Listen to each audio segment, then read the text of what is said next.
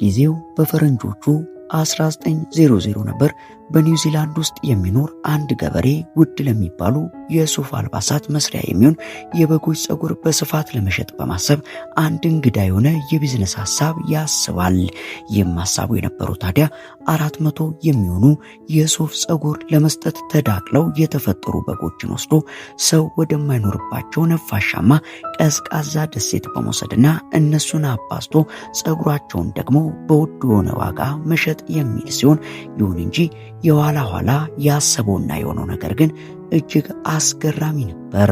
ታዲያ በጎቹን ይዞ ወደ ደሴቲቷ ያመራው ገበሬ ምንም እንኳን ሐሳቡ የተቀደሰ ቢሆንምና በሰላም ወደ ደሴቲቱ በጎችን ይዞ ቢደርስም ቀድሞ ማሰብ ያልቻሉ ነገር ቢኖር የደሴቱ አየር ሁኔታና የኑሮ ዘይቤ ለበጎቹ እንጂ ለሰው ልጅ ፍጹም ምቹ አልነበረምና ሁኔታው ምንም ያልተመቻቸለት ይህ ገበሬ ብዙም ሳይቆይ ሐሳቡን ሁሉ እርግፍ አድርጎ ትቶ በጎቹንም ለተፈጥሮና ለደሴቲቱ ትቶ ወደ መጣበት በመመለስ የዕለት ከዕለት ኑሮውንና ስራውን ይቀጥላል።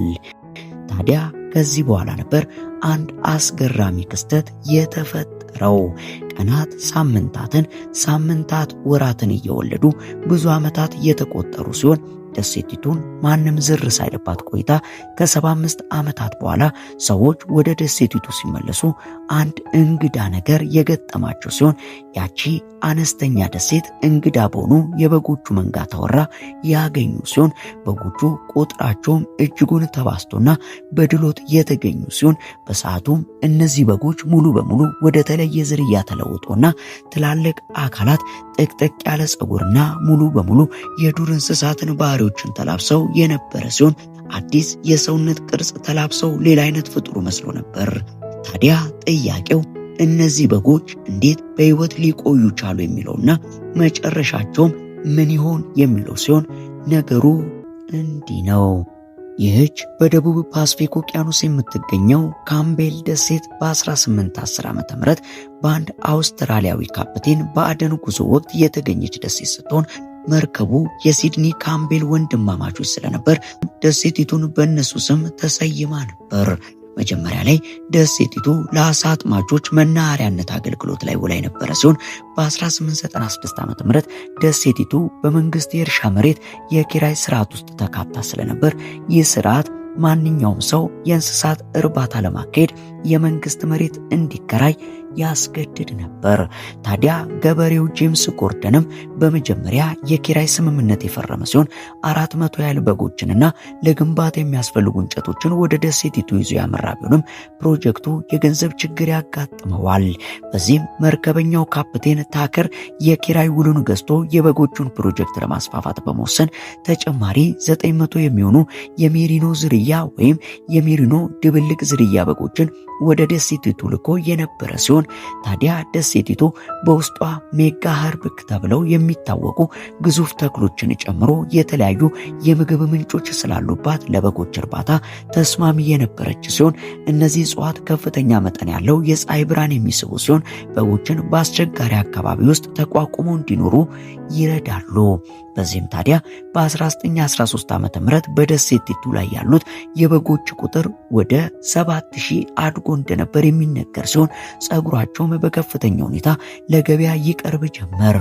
ሆኖም ከጊዜ በኋላ እነዚህ በጎቹ የሚተማመኑባቸው የተፈጥሮ ሀብቶች እየቀነሱ መጥተው ስለነበር የበጎቹ ቁጥር ቀስ በቀስ እንዲቀንስ ምክንያት ሆኖ የነበረ ሲሆን ይህን ጊዜም በ1931 ዓ.ም የበጎቹ ቁጥር ወደ 4000 በማሽቆልቆል ፕሮጀክቱ እየተቀዛቀዘ መጣ። ይህን ጊዜ የፕሮጀክቱ ባለቤት ስራውን በመተው የወሰነ ሲሆን ሰራተኞቹም ደሴቲቱን ለቀው ለመሄድ ይገደዳሉ። ባለቤቶቹ ደሴቲቱን ለቀው ከሄዱ በኋላ በጎቹ በዱር ውስጥ እጣ ፈንታቸውን እንዲጋፈጡ የተተው ሲሆን እነዚህ በጎችም ዋና ዓላማቸው የሱፍ ፀጉር እንዲሰጡ ታስበው በተለየ ሁኔታ የተዳቀሉ ስለነበሩ ፀጉራቸው ሁል ጊዜ በመደበኛነት መከርከም ያስፈልጋቸው ስለነበር ይህን የሚያደርግላቸው ሰው ስላልነበር ፀጉራቸው ከመጠን በላይ በመጠራቀም ሕይወታቸውን ለአደጋ ሊያጋልጥ የሚችል ሁኔታ ውስጥ የከተታቸው።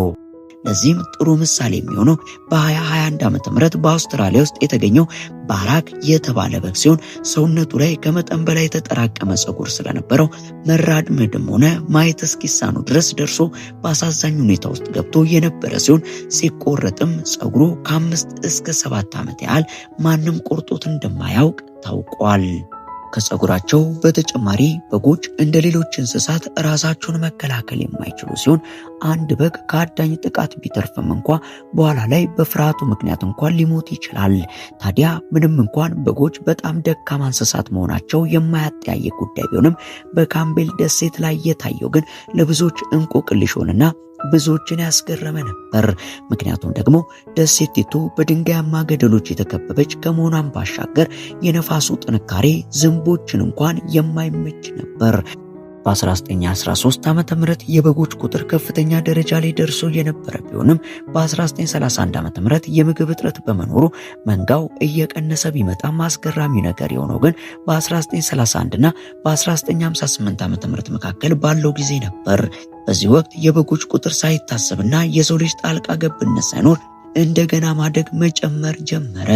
መንጋው በካምቤል ደሴት ላይ ያለ ሰው እንክብካቤ ብቻው ሲቀር መጀመሪያ ላይ በከፍተኛ መጠን ይቀንሳሉ። ቀስ እያሉ እየተመናመኑ ከደሴቲቷ ይጠፋሉ ተብሎ ቢታሰብም በተቃራኒው ግን ነገሮች የተገላቢጦሽ ሆነው ዳግም ያለማንም የሰው ልጅ እርዳታ በደሴቲቷ ላይ ይባዙ ጀመር። በበጎቹ መመናመን ዳግም ያንሰራሩት ተክሎችም የበጎቹ ቀለብ የሆኑ ሲሆን በደሴቲቱ ላይ የአዳኞችና ሌሎች እንስሳት አለመኖራቸውም በዚህ ሂደት ውስጥ ትልቅ ሚና ተጫውቷል። በዚህም በጎቹ ለ40 ዓመታት ያህል በነጻነት በዚህ ደሴት ላይ የኖሩ ሲሆን በ1975 አካባቢ ሰዎች ከተረሳችው ደሴት ላይ አንድ እንግዳ ነገር ያስተውላሉ። ይህም በደሴቲቷ ላይ ተጠቅጥቀው ይስተዋላል። ወደ ደሴቲቷ ባመሩ ሰዓትም እጅግ አስገራሚ ነገር የጠበቃቸው ሲሆን ያቺ ባዶ የነበረች ደሴት በብዙ ሺዎች በሚቆጠሩና በተለያዩ የበግ ዝርያዎች የተሞላች ሲሆን በጎቹ በሰዓቱ አንድ አይነት ዝርያ ያላቸው ቢመስሉም ሙሉ በሙሉ ግን ወደ ተለየ አይነት ዝርያ ተለውጠው ነበር። የአካላዊ ሁኔታቸው ተለውጦ እግሮቻቸው ረዝመው ጭንቅላታቸውም ከሌሎች የበግ ዝርያዎች ከፍ ብሎ ነበር። ፀጉራቸውን ቢሆን በአየር ሁኔታ ተቆርጦ የነበረ ሲሆን ሳይንቲስቶች በጎቹን የተለመደውን ምግብ ለመመገብ ሲሞክሩ እንዴት እንደሚመገቡ እስከሚጠፋባቸው ድረስ ደርሰው ነበር። ከአካላዊ ለውጦች በተጨማሪ እንደ ቆመ ግልገል መውለድና ከተወለዱ ከደቂቃዎች በኋላ የመራመድ ችሎታ ያሉ ግልጽ የተለየ ባህሪዎች የነበራቸው ሲሆን በሽታ የመቋቋም አቅምና ከዱር እንስሳት ጋር ተመሳሳይ ነበር። ከዚህ በተጨማሪም ፀጉራቸው የማራገፍ ባህሪ የነበራቸው ሲሆን ለዕለታዊ እንቅስቃሴያቸው በጎቹ ጠዋት 4 ሰዓት እስከ ምሽት 11 ሰዓት ድረስ ለረጅም ሰዓታት ይሰማሩ ነበር። የአየር ሁኔታ ምንም ይሁን ምን ለጠንካራው ነፋስ ጀርባቸውን በመስጠት መመገባቸውን የማያቋርጡ ሲሆን ይህ ዘዴ ለመኖራቸው አስፈላጊ ነበርና ምግባቸውን በተሳካ ሁኔታ መመገብ እንዲችሉ አስችሏቸዋል። ከጊዜ በኋላ መንግስት በጎቹን ለማስወገድም የፍርድ ቤት ትዕዛዝ ያወጣ ሲሆን ለሳይንሳዊ ጥናት 1000 በጎች ብቻ እንዲቀሩ ታስቦ የነበረ ቢሆንም ከጊዜ በኋላ እንደገና ይራባሉ በሚል ብዙ ቁጥር ያላቸውን በጎች ለማጥፋት ቡድኖች በመመደብ በተከታታይ በተደረጉ የማጥፋት ስራዎች 3000 ያህል በጎች የተወገዱ ሲሆን ቀስ በቀስም ሙሉ በሙሉ እንዲወገዱ ተደርገዋል። አንዳንድ ሰዎች በሁኔታው እጅግ ቢያዝኑም ይህ የደሴቲቱን የተፈጥሮ አካባቢ ለመጠበቅ አስፈላጊ ስለነበር በጎቹ ሙሉ በሙሉ እንዲጠፉ ተደርጓል። እናም ተፈጥሮን ያለማንም የሰው ልጅ ጣልቃ ገብነት ራሷን በራሷ ማኖር እንደምታውቅበት ይህ የካምቤል ደሴት በጎች በቂ ማሳያ ነው ያለን የዛሬን በዚያ በቃን።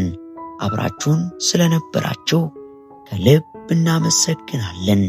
በቀጣይ ቪዲዮ እስከምንገናኝ ቸር ቆዩልን።